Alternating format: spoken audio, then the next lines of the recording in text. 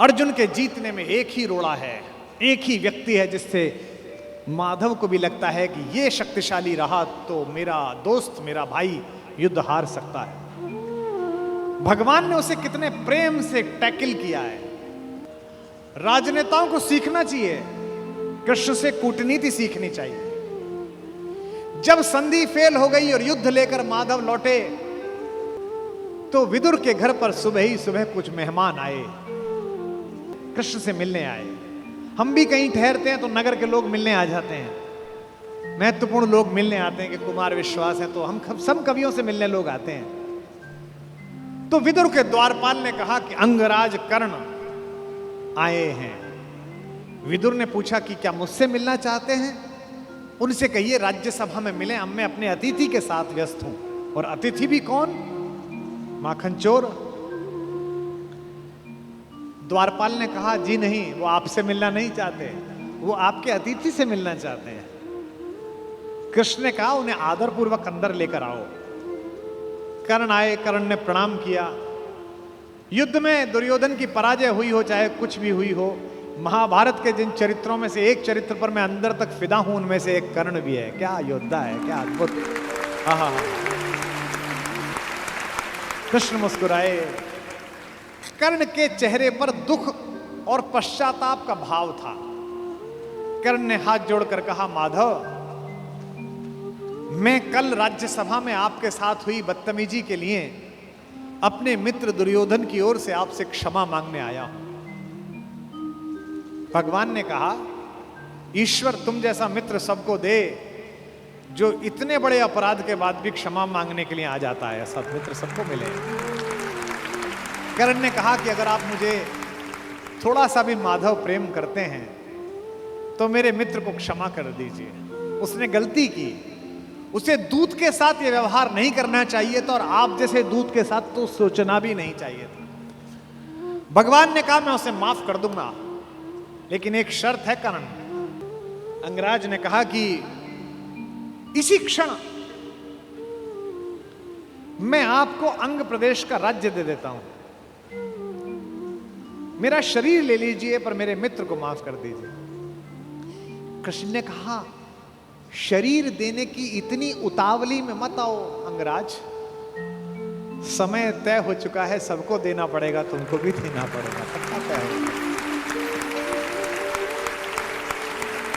कर सकते हो तो इतना करो, अब मैं वापस पांडवों के पास जा रहा हूं, हस्तिनापुर की सीमा तक मुझे छोड़ के आओ। उसने कहा इससे बड़ा सौभाग्य क्या होगा कि मैं आपको छोड़ने चलूं? आइए मेरे रथ में बैठिए। कृष्ण ने कहा कि ठीक है, मैं तुम्हारे रथ में बैठ जाता हूं। आपकी कार में कोई बहुत बड़ा आदमी बैठने लगे तो कभी भी ड्राइवर से गाड़ी मत चलवाना। ड्राइवर से कहना तू नीचे उतर, सवार बहुत बड़ा है, अब ड्राइव मैं करूंगा, गाड़ी खुद चलाना सदा। कर्ण ने अपने चालक से कहा कि नीचे उतर, इस रथ पर त्रैलोक्य का स्वामी बैठने वाला है, ड्राइव मैं करूंगा। और कर्ण तो ड्राइवर का ही लड़का है, सूत पुत्र है, उसको तो आता ही है रथ चलाना, वो रथ चालक का बेटा है। कर्ण रथ चलाने लगा। भगवान पीछे से उतरकर कर्ण के पास आकर बैठ गए और थोड़ी देर बाद उसका रथ छोड़कर उसे अपने रथ पर बिठा लिया। वहां भी वही रथ चलाने लगा। अब भगवान ने उससे बातचीत शुरू की। देखिए कितने बड़े कूटनीतिज्ञ हैं ये कन्हैया, दिखते भोले हैं लेकिन परम चालू। इनको पता था कि एक ये आदमी है जो फजीता करेगा, इसका मनोबल तोड़ो। पहली बार कर्ण को यह पता चला जो भेद उन्होंने बताया। हरि बड़े प्रेम से कर धर कर ले चढ़े उसे अपने रथ पर। रथ चला परस्पर बात चली, शमदम की टेढ़ी घात चली। शीतल हो हरि ने कहा हाय, अब शेष नहीं कोई उपाय। कर्ण अब कुछ बचा नहीं, हो विवश हमें धनु धरना है। अब तो हमें यह धनुष उठाना पड़ेगा, क्षत्रिय समूह को मरना है। मैंने कितना कुछ कहा नहीं, विषबाण कहां तक सहा नहीं, पर दुर्योधन मतवाला है, कुछ नहीं समझने वाला है। चाहिए उसे बस रण केवल, सारी धरती की मरण केवल। ये जो अहंकार है कि मैं कुछ नहीं दूंगा, क्या बोला दुर्योधन 5 गांव माने पे? सूच्यग्रम नैव दास्यामि बुना युद्धे न केशवः। हे केशव, तुम 5 गांव मांगते हो, मैं सुई की नोक के बराबर भी जमीन नहीं दूंगा। हे वीर तुम ही बोलो अकाम। बिना पार्शल हुए बोलना। कर्ण से पूछ रहे हैं, क्या वस्तु बड़ी थी 5 ग्राम? 5 ग्राम ही तो मांगे थे। वह भी कौरव को भारी है, मत गई मूढ़ की मारी है। दुर्योधन को बोधू कैसे, इस रण को अवरोधू कैसे? सोचो क्या दृश्य विकट होगा रण में जब काल प्रकट होगा। बाहर शोणित की तप्त धार, भीतर विधवाओं की पुकार। निशस्त्र विशस्त्र बिल्लाएंगे, बच्चे अनाथ हो जाएंगे। चिंता में क्या और करूं, शांति को छिपा किस ओट धरूं। सब राह बंद मेरे जाने, अब पासा फेंका। पहले तो माहौल बनाया कि तुम सब मरोगे बेटा, तू भी मरेगा और तेरा यार भी। एक तरीका है बचने का, सब राह बंद मेरे जाने। हाँ, एक बात है, यदि तू माने, देखो कैसे फुसला रहे हैं, तो शांति नहीं जल सकती है, समरागनी अभी टल सकती है। पा तुझे धन्य है दुर्योधन, तू एकमात्र उसका जीवन। तेरे बल की है आस उसे, तुझसे जय का विश्वास तुझे। तू संग न उसका छोड़ेगा, वह क्यों रण से मुंह मोड़ेगा। जब तक तू उसके साथ है वो लड़ाई नहीं छोड़ सकता। बस ऐसा कर, तू उसे छोड़ दे। क्यों? क्या अघटनीय घटना कराल। एक बात बताऊं तुझे कर्ण, एक बड़ी कराल घटना इस खानदान में हो गई है, तुझे पता नहीं है। तू प्रता कुक्षिका, प्रथा मतलब कुंती, तू कुंती कोख का प्रथम लाल। तू कुंती का पहला बेटा है। ये पहली बार कर्ण को स्वयं भगवान श्री कृष्ण ने बताया है, सबसे पहली बार। अच्छा, ये बात पहले भी बता सकते थे कभी, कर्ण तो रोज मिलता था। जब 14 साल का वनवास था तब बता देते। नहीं, अगर तुरुप का इक्का आ जाए तो शुरू में मत फेंको, बचा के रखो, फाइनल टेबल पे काम आएगा। अब कर्ण को बता रहे हैं कि तू तो कुंती का लड़का है, पनसूत अनादर सहता है, कौरव के दल में रहता है, किस्मत के फेरे में पड़कर का प्रेम सदा बसा दुश्मन के घर, निज बंधु मानता है पर को कहता है शत्रु सहोदर को। पर इसमें दोष न तेरा है, तेरा कोई दोष नहीं है। अब कहा मान इतना मेरा, अब इतनी मान, चल होकर संग अभी मेरे, जहां 5 भ्राता तेरे। कहते हैं एक काम कर, अब मेरे रथ पे से उतरी मत, अब मैं हाँक रहा हूं और सीधा वहीं जाकर रुकेगा जहां तेरे 5 भाई हैं। जिसको जिंदगी में किसी ने भाई नहीं कहा, जो मां की एक पुकार के लिए जीवन भर तरसा है, उसको जिंदगी का सबसे बड़ा प्रलोभन दे रहा है हमारा कान्हा। क्या कह रहा है? बिछुड़े भाई मिल जाएंगे, सब मिलकर मोद मनाएंगे। कुंती का त्यू ही परम तनय ज्येष्ठ, बल बुद्धिशील में परम श्रेष्ठ। और क्या करेगा? पद त्राण भीम पहनाएगा, भीम तेरे को चप्पल पहनाएगा। कैसे कैसे लालच है, कैबिनेट मिलेगी,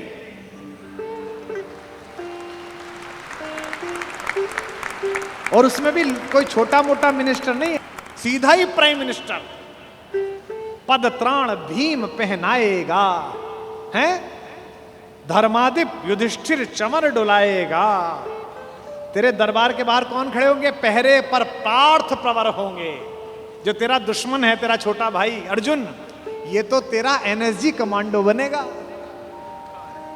पहरे पर पार्थ प्रहर होंगे, सहदेव नकुल अनुचर होंगे।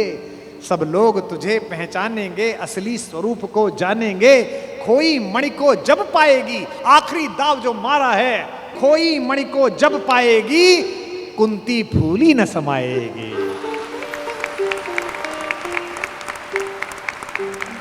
क्या लालच है, क्या लालच है। आहा हा हा। कुरुराज स्वयं झुक जाएगा, संसार बड़े सुख में होगा। कोई न कहीं दुख में होगा। सब गीत खुशी के गाएंगे, तेरा सौभाग्य मनाएंगे। और आखिरी में ऐसी बात कहता है, और कौन दुनिया को जो देता है वो भीख मांग रहा है। मेरे कन्हैया को पृथ्वी की आग टालने के लिए भीख मांगनी पड़ी। कुरुराज समर्पण करता हूं, पूरा राज्य कुरुराज समर्पण करता हूं, साम्राज्य समर्पण करता हूं, यश मुकुट मान सिंहासन ले, बस एक भीख मुझको दे दे। कौरव का तज रण शोक सखे, भूखा भावी हर शोक सखे। ये तो कन्हैया हैं जो इतनी स्ट्रेटेजी अपनाते हैं। किस लिए? देखो, ये बड़ा गहरा गणित है, इसको समझो। इस दाव को चलने में कृष्ण का कोई नुकसान नहीं है। अगर कर्ण इधर आ जाता तो महाभारत समाप्त हो जाती। और एक ऐसा योद्धा जो सुबह दोपहर शाम इसी बात की कसम खाता था कि अर्जुन को मारना है, इन पांडवों को मारना है, इसके कलेजे में ये बात डाल दो कि ये तेरे भाई हैं, तो जब युद्ध लड़ेगा तो थोड़ा तो हाथ कांपेगा, थोड़ा तो दिल के अंदर कुछ दुख दुख पैदा होगी। शत्रु की मानसिकता को कमजोर करना, शत्रु की मानसिकता पर प्रहार करना, यह काम है। लेकिन कृष्ण की इस कथा में थोड़ा स्मरण कर्ण का भी कर लो कि उस जैसा कोई आदमी भी पैदा नहीं हुआ जो इतनी सारी चीजों को ठुकरा दे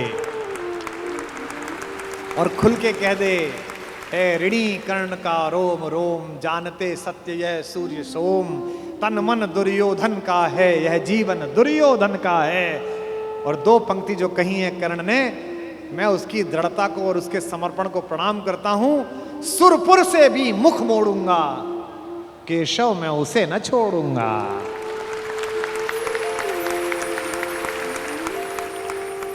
ये जो चरित्र है कृष्ण का योजना बनाने का, पहले कुंती को भेजा, जाओ बता के आओ कि तुम उसकी मां हो। मां ने कहा कि तू वापस आ जा, तो उसने एक वरदान दिया मां को। मां ने कहा, अभिलाष लिए तो बहुत बड़ी आई थी, पर आस नहीं अपने बल्कि लाई थी। था एक भरोसा यही कि तू दानी है, अपनी अमोघ करुणा का बड़ा अभिमानी है। उसने भी कहा, मां मैं तुझे वचन देता हूं कि तेरे 5 बेटे जीवित रहेंगे।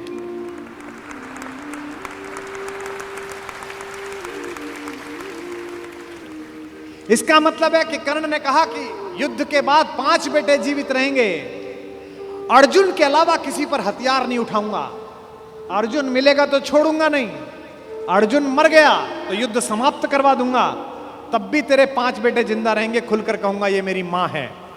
और अगर अर्जुन का दाव चल गया मां, तो तुझे पता और मुझे पता कि हम मां बेटे हैं, तेरे 5 बेटे जिंदा रहेंगे। जा मां, मैं तुझे वरदान देता हूं। तू दान दान रट रही किंतु क्यों माता, पुत्र ही रहेगा सदा जगत में दाता। मैं ही देता रहूंगा, दुनिया तो उससे सदा सभी कुछ लेगी, पर क्या माता भी उसे कभी कुछ देगी। मैं एक कर्ण अतएव मांग लेता हूं, बदले में तुझको 4 कर्ण देता हूं। छोड़ूंगा मैं तो कभी नहीं अर्जुन को, तोड़ूंगा कैसे स्वयं पुरातन प्रण को, पर अन्य पांडवों पर मैं कृपा करूंगा, पाकर भी उनका जीवन नहीं हरूंगा। और जिन्होंने महाभारत पढ़ी है उन्हें पता है कि जब कर्ण सेनापति बना, उस दिन उसने 4 पांडवों को 5 बार पकड़ के छोड़ दिया। भीम तो उसके रथ के आगे आके नृत्य करने लगा, गुस्से में रोता हुआ कि मुझे अपमानित करके छोड़ता है, मैं क्षत्रिय हूं, मेरा वध कर मुझे मार दे। और गालियां बकने लगा, तू सूत का पुत्र है, तुझे क्या पता कैसे लड़ा जाता है। भीम के रथ को तोड़ दिया अपने तीरों से कर्ण ने। उसी कर्ण को इन्होंने, जो पीछे खड़े मुस्कुरा रहे हैं, बिना शस्त्र के मरवा दिया। उसके हाथ में कोई धनुष नहीं और मरवा दिया। अर्जुन से कहा, मार, अभी मार। आपको लग सकता है कि ऐसा क्यों हो गया? यही कृष्ण हैं जो कूटनीति को इस प्रकार नियोजित करते हैं कि उसका तर्क भी साथ साथ देते हैं। रश्मिरथी में मेरे पिता में मेरे बाबा हमारे खानदान के बड़े दिनकर कहते हैं कि विपद में कर्ण को यो ग्रस्त पाकर, सराशनहीन अस्तव्यस्त पाकर, जगाकर पार्थ को भगवान बोले, खड़ा क्या देखता है मौन भोले। सराशन तान, बस यही अवसर यही है, तान मार इसको, घड़ी फिर और मिलने की नहीं है। विषख कोई बाण, बाण कोई गले के पार कर दे, अभी ही शत्रु का संहार कर दे। क्या कह रहे हैं कृष्ण? सोचो क्या कह रहे हैं। धर्म की धुरी लाने वाले, जिन्होंने पैदा होने से पहले यह कहा था कि भैया जब जब धर्म की हानि होगी तब तब मैं आऊंगा। यदा यदा ही धर्मस्य ग्लानिर्भवति भारत अभ्युत्थानम अधर्मस्य तदात्मानम सृजाम्यहम्। धर्म की स्थापना के लिए आए हैं और निहत्ते को कह रहे हैं मार मार मार। ये क्या है? ये अधर्म है कि धर्म है? अब मैं तर्क दे रहा हूं कृष्ण की ओर से, जो कृष्ण ने उस समय तर्क दिए होंगे। कहते हैं श्रवण कर विश्व गुरु की देशना यह, विजय के हेतु आतुर ऐषणा यह। सहम उठा जरा कुछ पार्थ का मन, विनय में ही मगर बोला अकिंचन। नरोचित किंतु क्या यह कर्म होगा, मलिन इससे नहीं क्या धर्म होगा। हंसे केशव वृथा हट ठानता है, अभी तू धर्म को क्या जानता है। कहूं जो पाल उसको धर्म है ये, मैं जो कह रहा हूं वो कर। हनन कर शत्रु का सत्कर्म है ये। क्रिया को छोड़ चिंतन में फंसेगा, उलटकर काल तुझको ही घसेगा।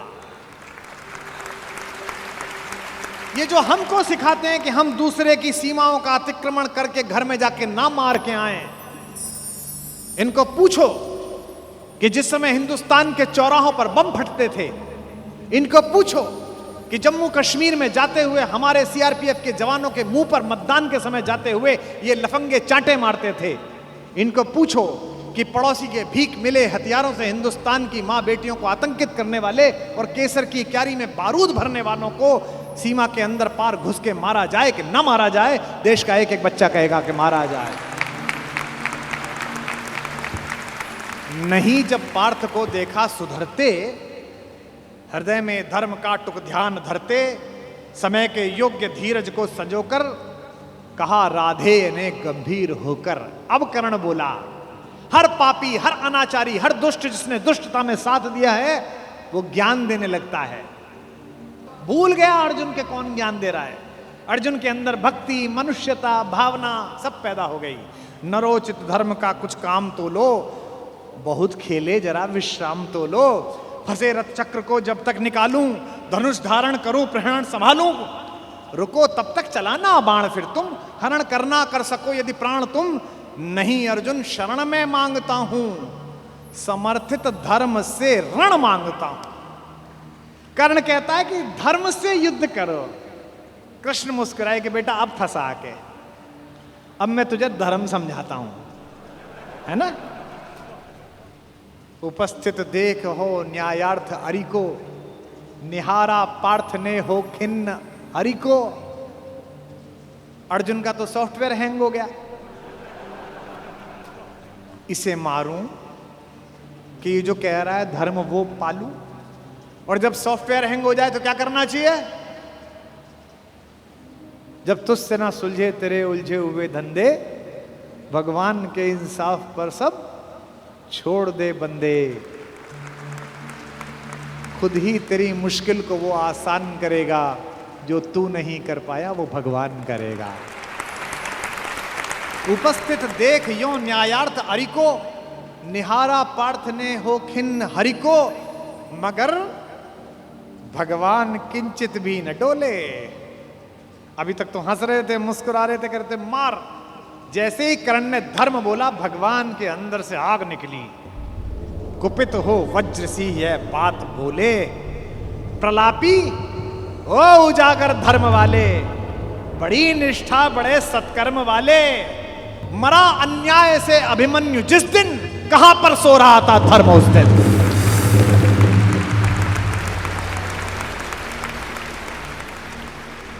मरा अन्याय से अभिमन्यु जिस दिन, कहां पर सो रहा था धर्म उस दिन। हलाहल भीम को जिस दिन पड़ा था, कहां पर धर्म उस दिन यह धरा था। लगी थी आग जब लाक्षा भवन में, हंसा था धर्म ही क्या तब भुवन में। और एक पंक्ति, बेटे पे आ जाए, पत्नी पे आ जाए और मां पे आ जाए तो खून खौल जाता है। अर्जुन का खून खौला रहे हैं भगवान मेरे। सभा में द्रौपदी की खींच लाके, सुयोधन की उसे दासी बताकर, सुवामा जाति को आदर दिया जो, बहुत सत्कार तुम सबने किया जो। नहीं वह और कुछ सत्कर्म ही था, उजागर शील भूषित धर्म ही था।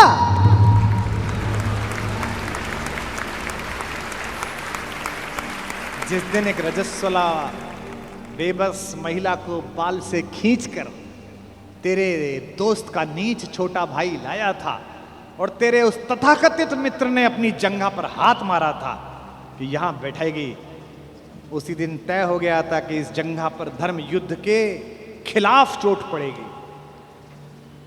जो युद्ध जानते हैं वो सब जानते हैं, जुए में हार कर धन धाम जिस दिन, हुए पांडव यति नष्काम जिस दिन, चले वनवास को तब धर्म था वह, शकुनियों का नहीं अपकर्म था वह। और कोई अपकर्म नहीं होता।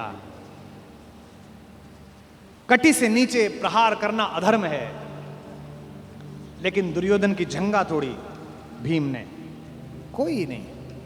ये जो रणनीतिकार कृष्ण है। खांडव दहन हुआ, आप सबको पता है, आग लग गई, आग बुझी नहीं, इंद्र से भी नहीं बुझी।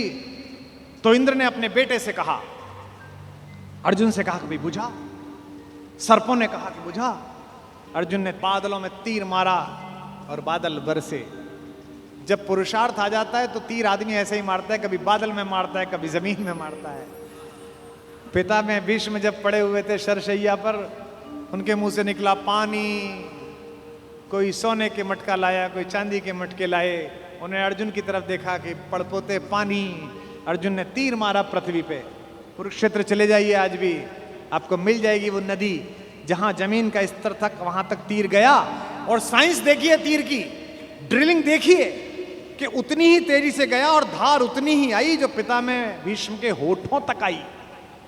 आज भी अर्जुन के तीर से निकली हुई इस नदी को हमारे उत्तर भारत में बाण गंगा कहा जाता है। कभी दर्शन करके आइए उसमें।